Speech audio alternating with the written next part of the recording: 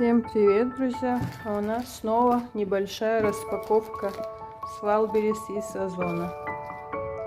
Так, начнем с тапочек.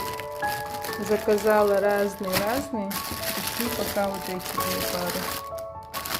Почему именно такие? Иногда я принимаю больных, когда не могу отказать. А вот такие тапочки легче обработать белизной и чем-то еще. Так, корзиночки, помните, до этого я покупала.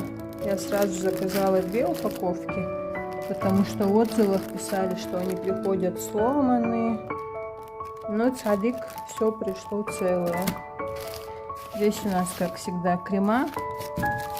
Детский крем. Ну, не распаковала, пока у меня эти не закончились.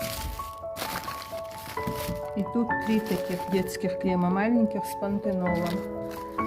Вот это не знаю, как обычно, зачем купила. Маленькие колечки.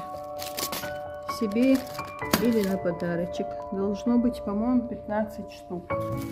Здесь у нас скрепки. У нас закончились скрепки. И, конечно, я заказала с запасом. Здесь 1000 штук.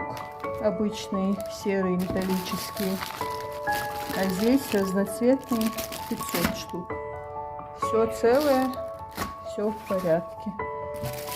Есть такие пушистые мягкие резиночки для волос, по-моему, тоже 6 штук. Это аж из самого Китая пришло. Так, это купила маме. Такой розовый настольный ежик, карандаши и ручки. Подставочка такая. Вот эту сумочку, честно, не знаю, зачем купила. Причем заказала разные цвета. Она не такая большая, как я думала, но не помешает. Пока пришла только вот в одном цвете. Еще есть светлая такая золотистая. Забыла, как цвет назывался.